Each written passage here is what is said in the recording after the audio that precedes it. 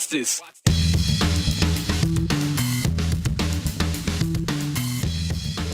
The right to choose will be on your ballot this November.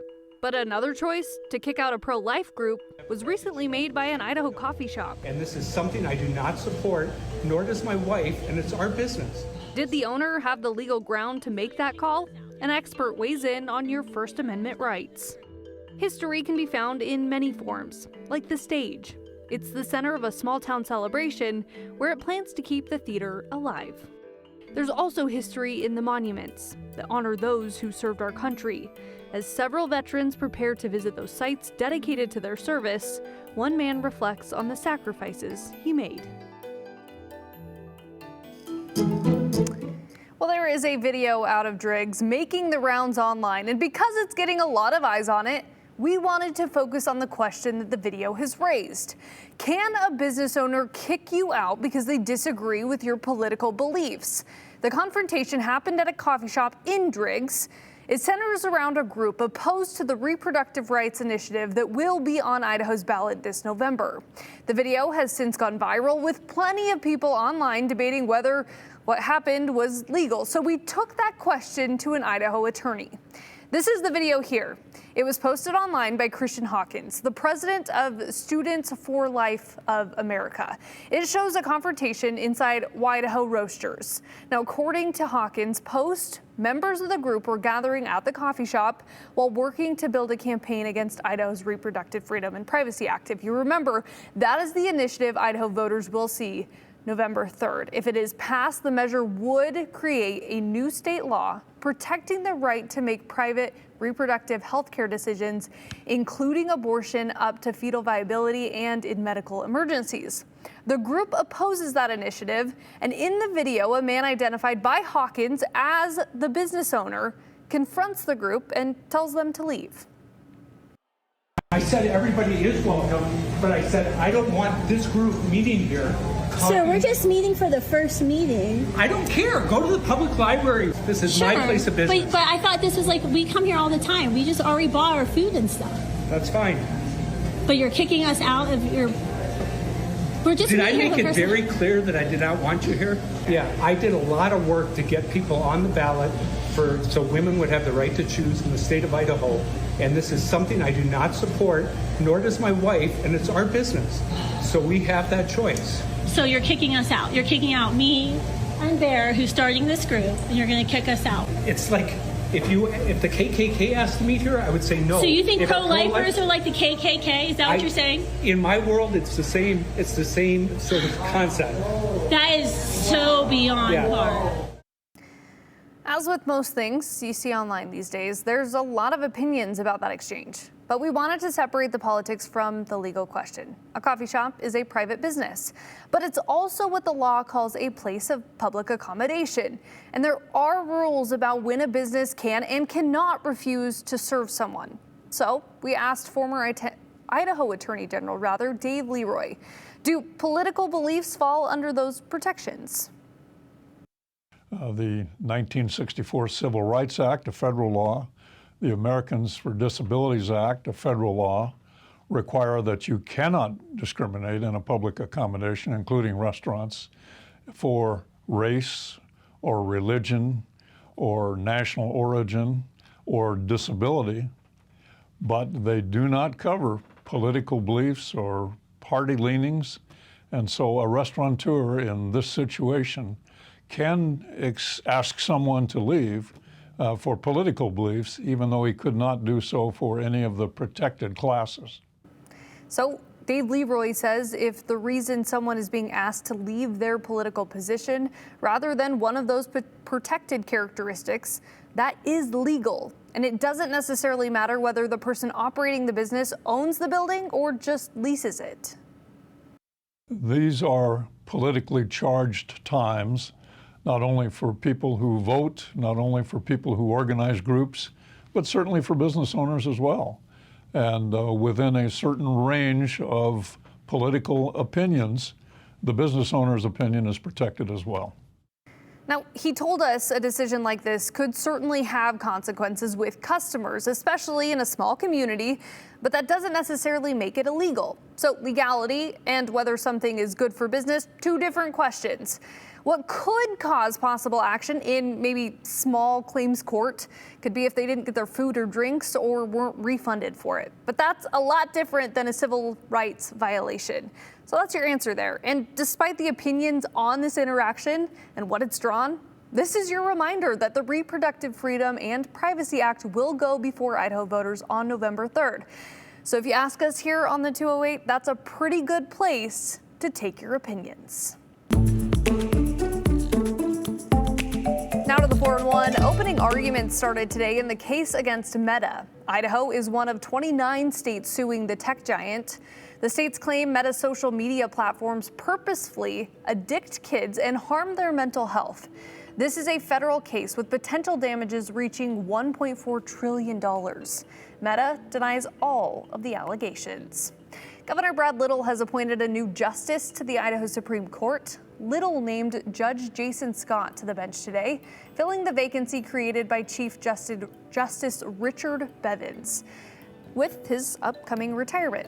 Scott is an Idaho native who served as a 4th District judge since 2014, chambered in Ada County. He also serves as the presiding district judge in Valley County. Bevins' retirement will start October 30th. Idaho Fish and Game wants people to keep an eye out for black bears in the Wood River Valley. Wildlife experts say bears are in a feeding phase, consuming up to 20,000 calories a day as they prepare for winter. Recent sightings include a bear and 2 cubs near Haley's Draper Wood River Preserve, and multiple bears getting into garbage cans in West Ketchum. Fish and Game says residents should secure trash, birdseed, and pet food to keep those bears from associating homes with easy meals. And that's the 4-1 on the 208.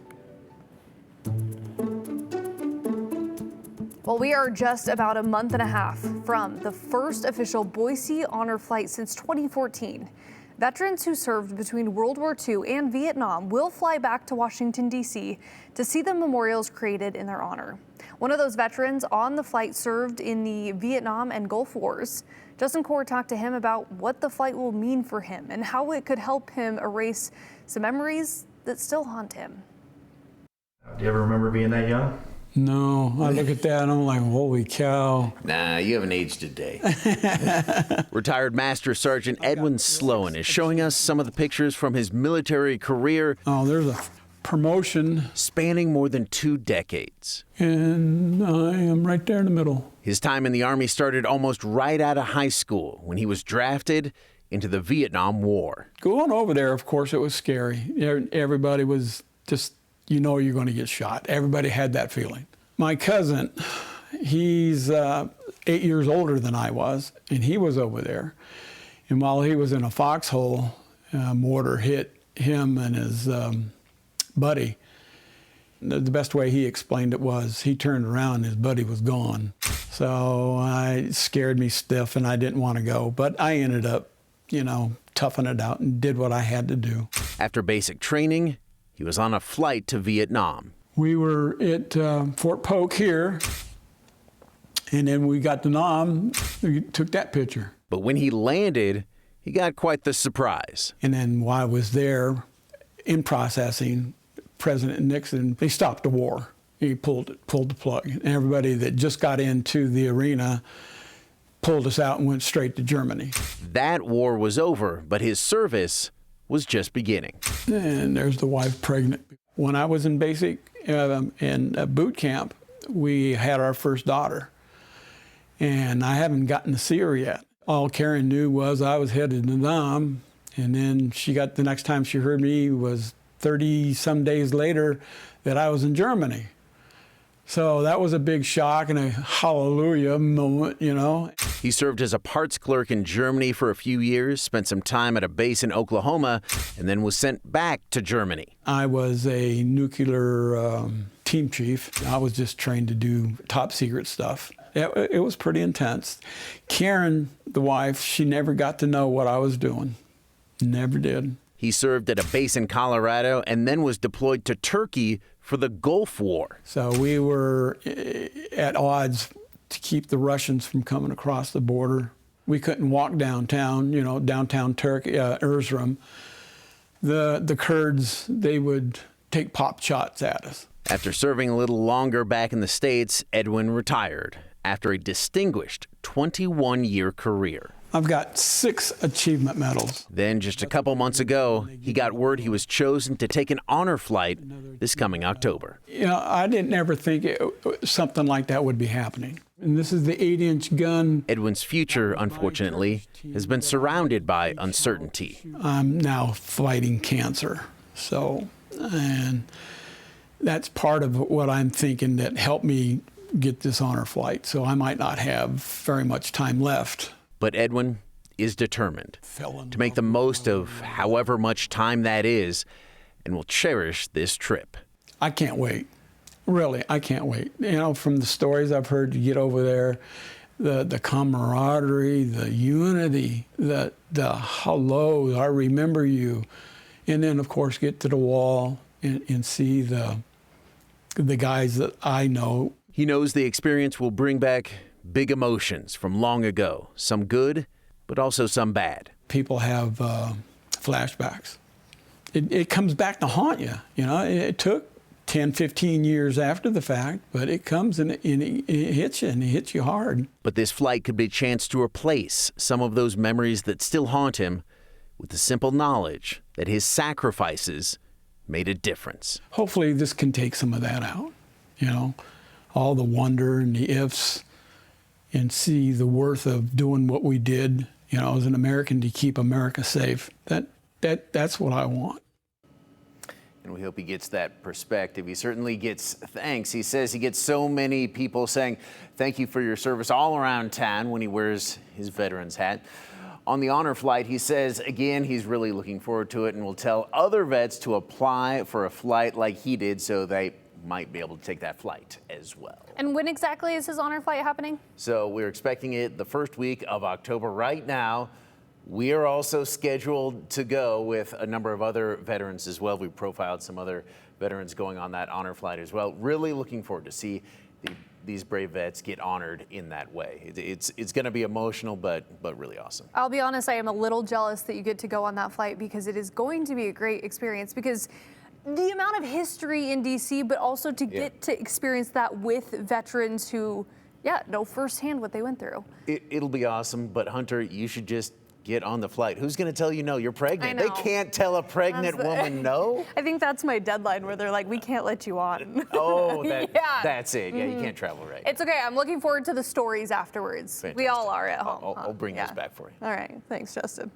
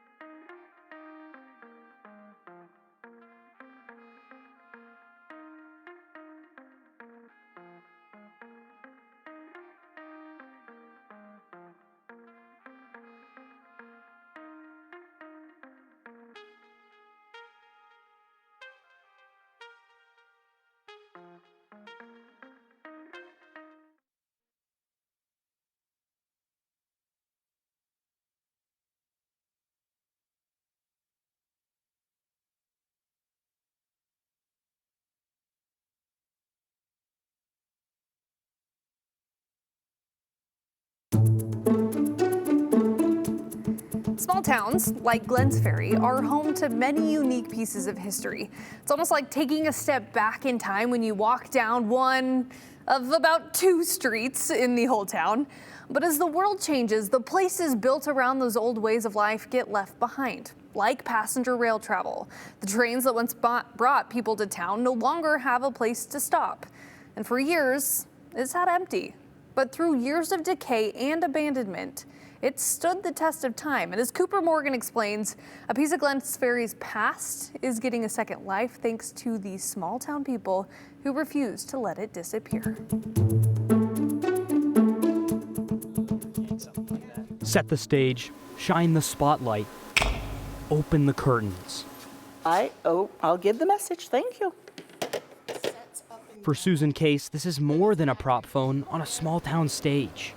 But the second you do this and you walk in front of the audience, I don't know how, but the nerves go away and you become the character. It's decades of memories speaking to those sitting in these chairs, even if at first it was a little daunting. I'm racking my brain thinking, I can't do this. I cannot get on stage in front of a bunch of people. She showed up anyway. So I put on a gray wig, I put a mole, I put a large cushion and put on an old lady dress, big red lipstick, and I was unrecognizable. She improvised with that cushion, the stage becoming her second home. But it becomes part of the scene. I realized I'm holding a teacup and saucer, but there was no place to set it. So I set it down and I did the entire scene with it balanced there, and the audience roared with laughter. Absolutely just tears, laughing, sustained. I was hooked. I was so hooked. Inside the Glens Ferry Opera Theater, it's stories like this that fill the halls.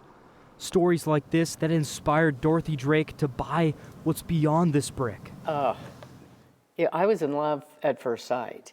Everything that I touched was, there's a million stories. And I wish I knew a tenth of them. Built in 1914 by Dan Gorby, this place started as a movie palace. Hand-cranked projectors. It would probably dim the entire town. That's how much electricity it takes. 7 real silent films. And it was a series that was kind of like Murder, She Wrote of the 1916s. And quick little chasers at the end of a showing. They were called chasers to make you leave the theater. And wouldn't we love to find one? I have no idea what was on them, but it was pretty cool. Back then, trains on the Oregon Short Line stopped here for coal and water, a mandatory stop. Because it wasn't like going to a gas station. It was like a whole day process. So while the train refueled, the town put on a show. And that was the intention. There might be a juggler or an acrobat, and they would just get on stage. Whoever was on the train was in the audience, and of course the residents around. And it was grand fun. When the passenger trains didn't have to stop, there were more empty seats, but it persevered. It has only been vacant for approximately 20 to 25 years, which is why it's in such good shape. Drake's owned it herself since 2019, peeling back the years and restoring the points to bring it back. Wanted to replace the facade to make it the same as in 1914. Grants helped rebuild the original parapet, a pseudo-deco facade that makes this one of the oldest operating theaters in Idaho. We've done Clue and Steel Magnolias and some very big productions. Even the seats have a story, salvaged from old rail cars, still holding an audience more than a century later. Nobody's getting paid, right? Oh no, we're volunteers. And as many people have said, there's no money in theater. But it's not about the money, especially for Case. No one's calling me from Broadway. But there is that connection with the audience that you really can see and feel, because as you can see, it's quite the stage is quite close. And that small town feeling is what brings it home. It's an escape for the audience, and it's make-believe, well, actually for everybody. We need that. And the work is not done yet. Dorothy's already planning the next round of upgrades, namely the bathrooms, all while keeping that 1914 feel. After that, she says it's all about curtains, seats, and small fixes here and there so the building can hopefully last another 100 years. She says that hopefully is pretty big. I think they can do it. I think it's amazing that she's putting the time and effort in. Again, I mean, yeah, not a lot of money in local theater, but still doing it.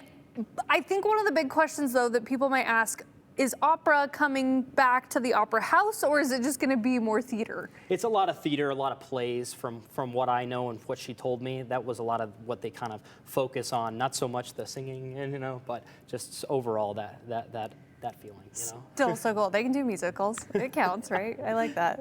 All right, Cooper, thank you.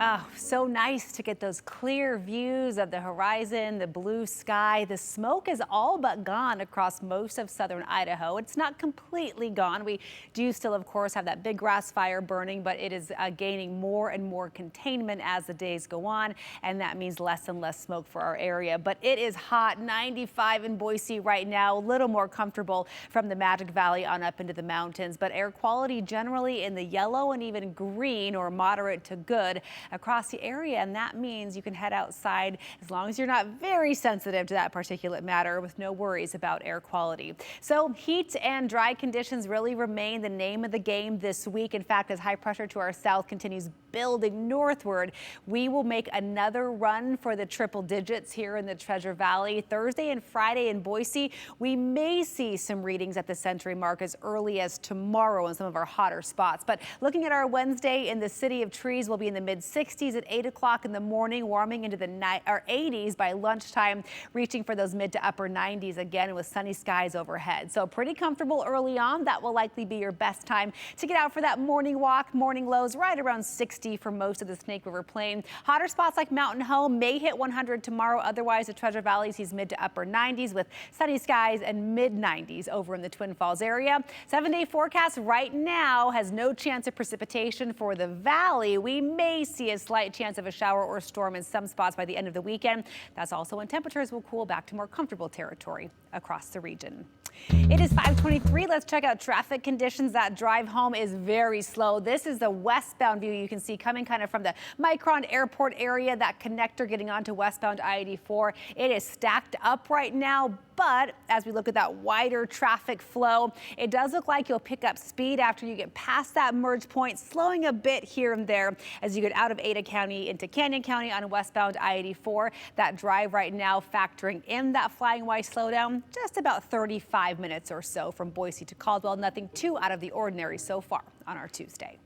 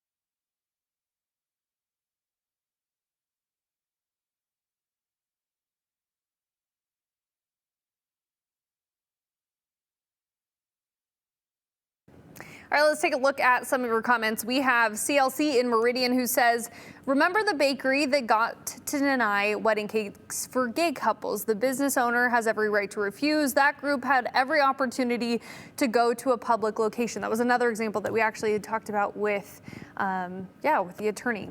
All right, another comment. We have Chris in Mountain Home who says, my wife and I have gone to many Glenns Ferry theater plays over the years. Little hokey, but always fun, especially when a train's rumbling by.